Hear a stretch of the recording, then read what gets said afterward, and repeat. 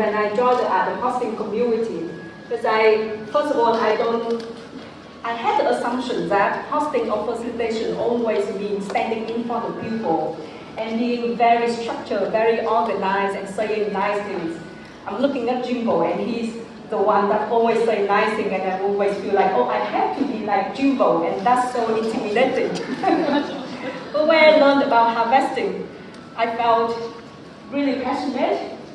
Firstly, because there's a way for me to contribute behind the scene. Another is that I have worked as a system engineer. I coded the server system for my company, and so many times, so it's related to like knowledge management system as well.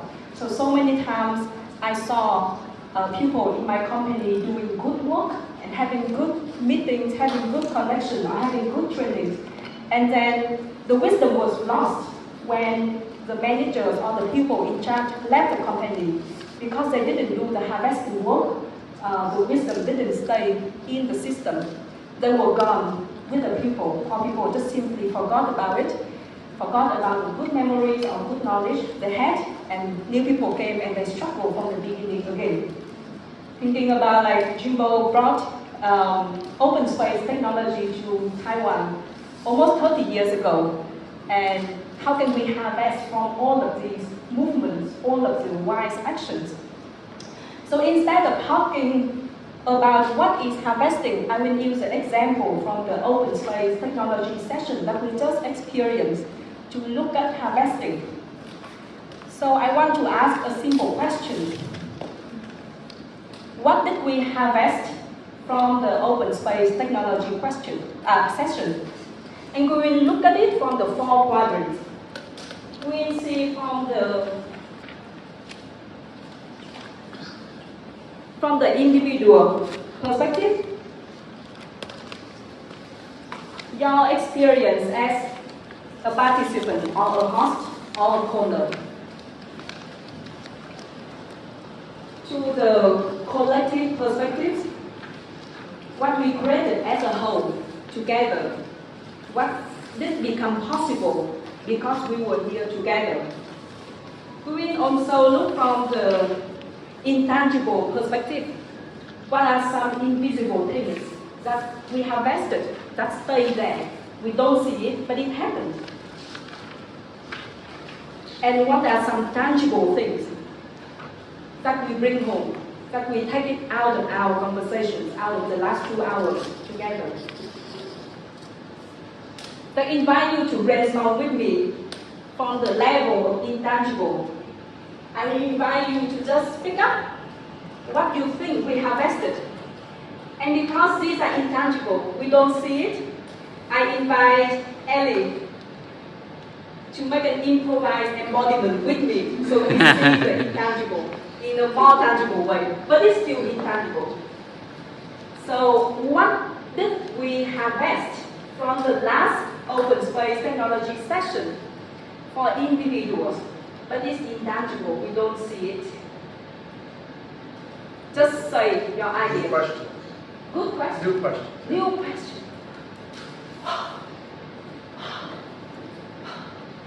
New insight. New insights. Relationship. Respect others. New information. Clarity. Clarity. Connection. Listening. Uplifting energy. Confusion.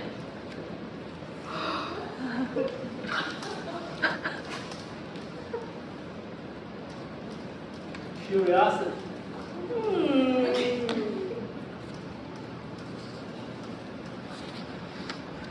Butterfly conversations. Bumblebee. Motivation for action. Can you say it again? Motivation for action. Hungry for more. I am not alone. We're running out of time. Thank you. Now, collective intangible. What did we harvest together as a whole? Without this group coming together, it wouldn't have been possible. But we don't see it, it's intangible. Future possibility.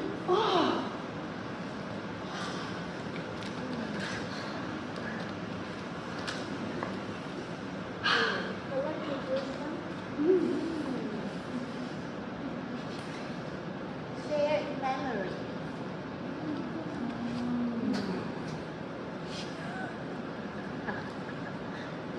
Resonate with each other. Resonate.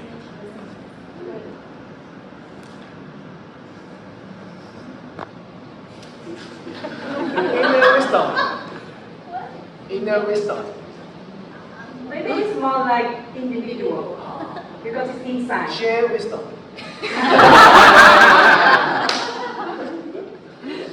Interest for others. Interest for others.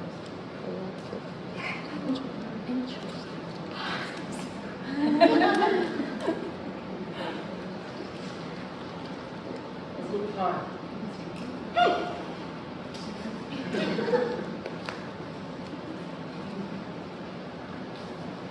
Stories.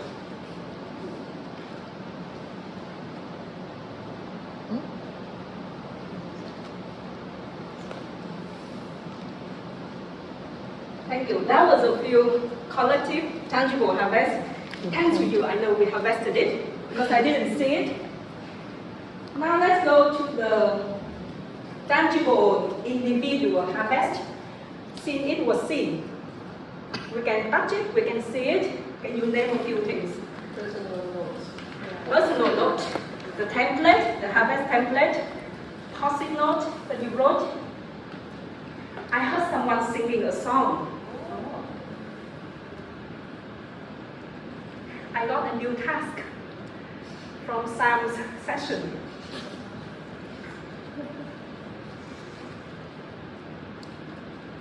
The list of topics. Sorry? List of topics. List of topics. Yes. List of conveners or callers. And we have the tangible collective. This beautiful collection of different questions, conversations, topics. We also have Ask for what you need. the ask for what you need, offer what you can. Now we have a collection of very tangible offers and requests that people put in. That if we just go around talking to each other, it's not known to the whole group. Collective harvest form. Collective harvest form. Yes. Yes. Speaking of which, pictures, correct, and videos. Speaking of which, the callers, please let us have your harvest templates to put it on the harvesting board. I forgot. Thank you. Session was over. Landscape. Yeah, it will go on the landscape. Thanks for coming out tonight. It's Thursday. Yeah, Sarah is doing something like compacting all the harvest in one place for us. Foraging? Foraging, yes. These things will go on so in the harvesting team, we have a team called foraging. Do you know the word foraging in English? Opposite to a gardener. A gardener plant, yes. Plant for something and then plant it and then watch it and then like controlling conditions for it to happen. But sometimes we are also the forager. We find things that we didn't plan for. We go into the forest and we find the stuff that we didn't think we would have, but then we found it. And in our harvesting team in the training, we have a team of foragers who found all the golden nuggets and putting them on the wood like you see. So that's an example of how we plan for the harvest. And sometimes, so this is what we reflect on after the session. But in the design process, we also try to think what we can plan for when we think of harvesting. Can we think ahead of planting the seeds for the relationship, for the collective wisdom, for the visuals, for the photos, and so on. And it's part of what we have a chance to support each other to do tomorrow in the design for wiser action. So I pass it to Narayan. He will explain a bit how we have the harvest element in the design for wiser action process.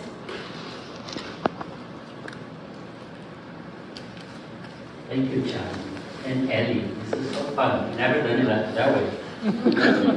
And just one thing I wanted to add is that I've seen often with myself and at work that it's very common to plan for the tangible harvest, for the report, or for something you need to show the sponsor, or even in a training like that, or for the big, beautiful pictures that you want.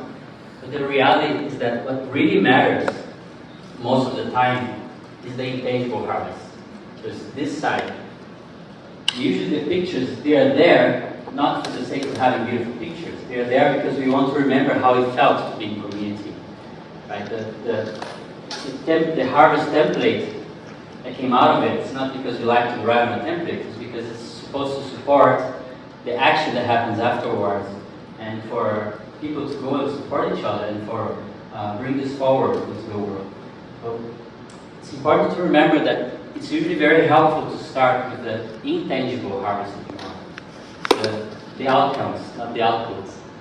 The things that, and then you think of, because it's easy to think of how I'm going to structure that report, or how I'm going to make that website, or how I'm going to make something that people can evaluate, and or give a grade to, or share forward. It's very easy to get caught up into it. Before you, or when you see yourself doing those concrete things, think what's really the purpose here.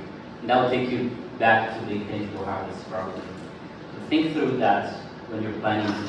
And I want to bring us back to what Yuri was introducing earlier. Sorry. Remember earlier she was talking about the quadrants. And tomorrow, as I was saying, when she finished her teach, we're going to have the chance to practice playing with those graphs. And we're going to focus on some specific graphs tomorrow with a process called Design for Wiser Action. And that's a method that I don't use it very much for as a method per se in engagement processes. I've used it sometimes, it can be helpful.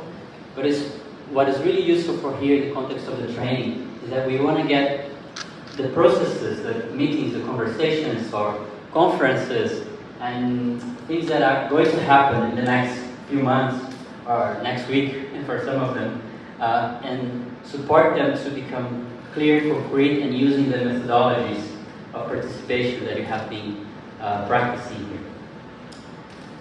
And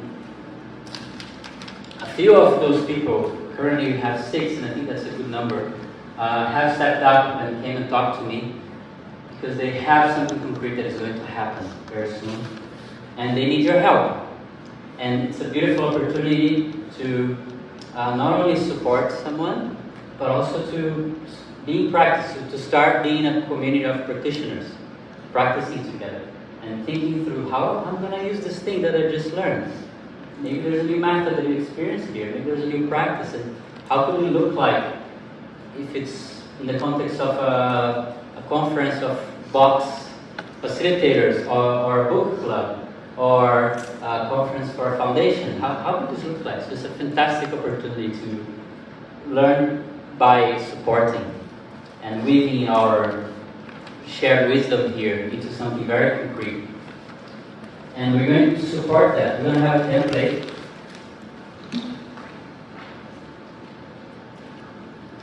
that, for me, this template is kind of weaving the squeeze between the harvest that Trang was talking about now, the harvest breath, it's here. The idea that we're planning for a harvest, we're not planning for a meeting, we're not planning for a conference. You want to have a conference because you want the facilitators to maybe become more empowered or get better at what they do or get a greater certification. It's not for the sake of it, it's because you want something coming out of it, right?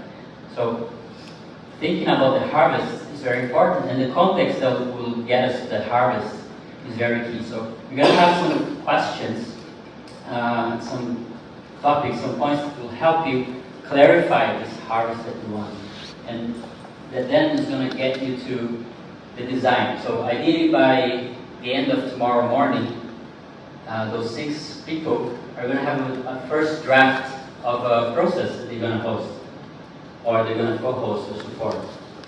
So you're going to have a welcome and friendly, check-in, and maybe a circle, maybe an open space, you're going to check out, and you're going to design together. You're going to think about the questions together. You're going to think about how the methods will weave into each other.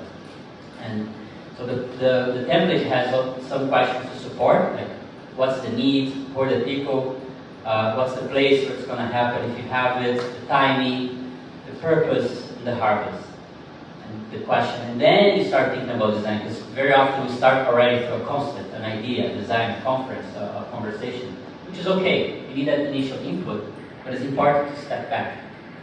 And tomorrow we're going to have around 2 hours to just stay into. We have the caller, we already have the call. They brought the call, it's clear. And we're going to be clarifying the call. And we're going to, what do we need so we can invite well that clarity you need? Who are the people involved? Where it's going to be? Places there. The design, this part here. So we are sharpening this so we can have the harvest, and then the meeting can happen. Okay, so we're supporting a real meeting in the real world for real people. So then the action can happen. And then we can reflect and have another iteration of a new call. So tomorrow, show up with curiosity, with openness, with open-heartedness, and with eagerness to practice, to be in practice. And you're going to be of service to a few people. Is this clear enough for showing up tomorrow and step up to help and learn and practice? Yeah?